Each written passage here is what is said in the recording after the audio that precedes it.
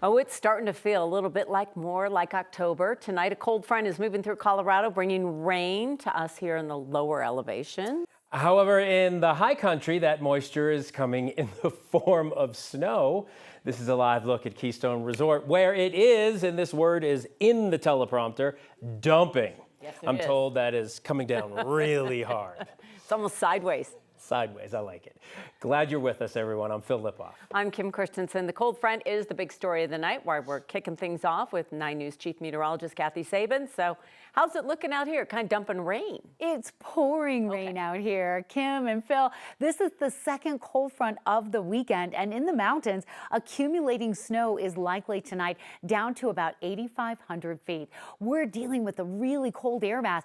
Temperatures are already in the mid-40s in downtown Denver. It's still raining really good in Broomfield, Erie, across the metro area, up into Fort Collins. Current temperatures, how about 38 in Laramie, 47 at DIA, 46 in Fort Collins. It is a chilly night and will be chilly at the bus stop tomorrow. The 24-hour temperature swing has been about 15 to 20 degrees colder than this time yesterday. The winds are howling out of the east out there, all part of a weather system crossing Colorado from the northwest. And what you're seeing in white, that is snow. Snow is coming down around Red Feather Lakes, Grand Lake, down to Winter Park, and also a basin. Heavy showers from south of Denver up through Broomfield, Firestone into Greeley. Some of that heavier shower activity is lifting north of the Fort Collins area, but we have more rain over the next hour or two.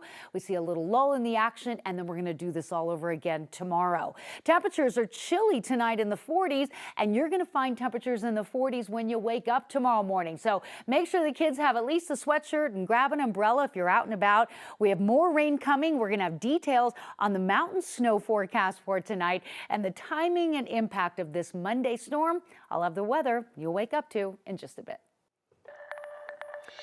The Boulder County Sheriff's Office is asking for help to solve a road rage shooting. This happened yesterday on a winding road just west of Boulder. Ended up with deputies chasing the suspects into Broomfield County. Kevin Vaughn from 9 News Investigates joins us now. Kevin, the 3 suspects were on motorcycles and they got away.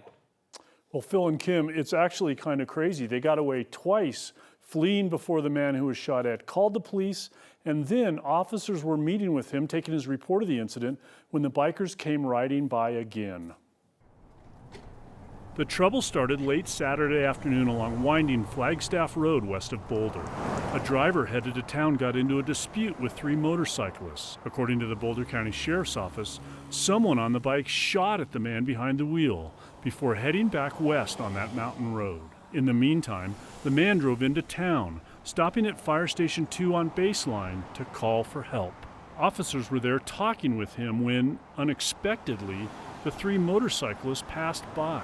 Sheriff's deputies chased those motorcycles down US 36 into Broomfield before losing them along West Flatiron Crossing Drive.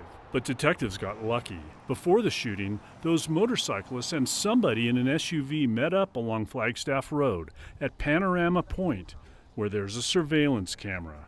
That gave investigators images of the motorcycles and of the riders, as well as photos of the SUV and all of them together at that scenic overlook. The question now is whether anyone will recognize the people, the bikes, or the SUV involved and help investigators. There's still a lot we don't know, like what started the dispute or what role the person in that SUV may have played. If you know anything that could help investigators, you're asked to call the Boulder County Sheriff's Office. Live in the studio, Kevin Vaughn, 9 News. All right, Kevin, thank you. More than a week after 2 boys were killed in a crash on I-25, a community is now showing up to support both families.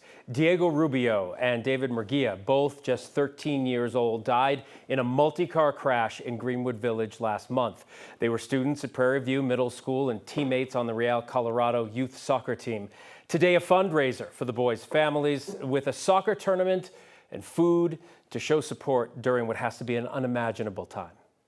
A lot of people love them, and just to actually see it all come together and see so many people show up for them and show support to their parents, to their families, like, it's been amazing.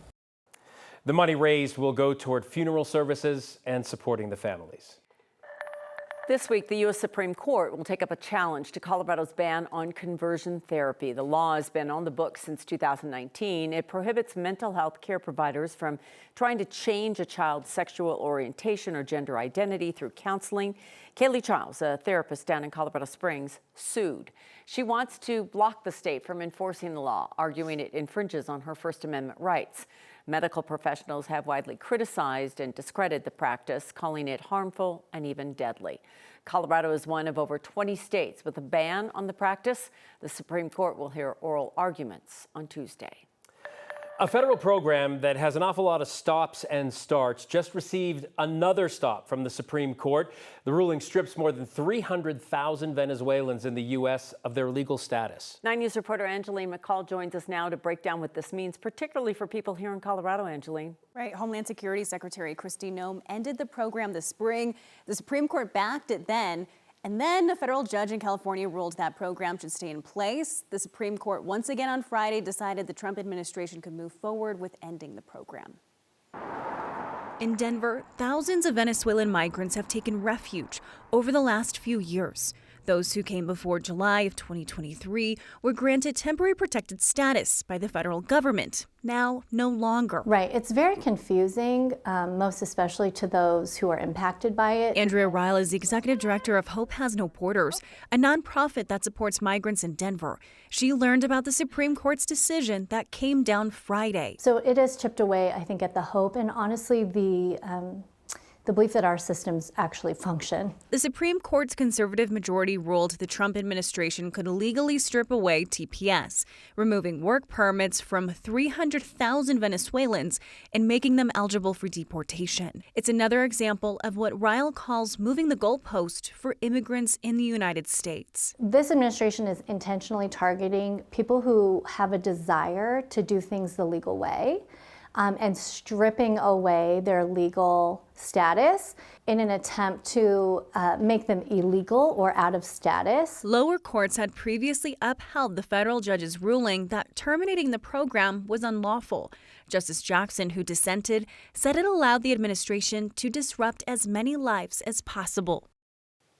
Noem has previously said the TPS program for Venezuelans is against the national interest, with the administration adding that TPS for Venezuelans undermines the president's efforts to secure the southern border and manage migration effectively. In the studio, Angela McCall, 9 News.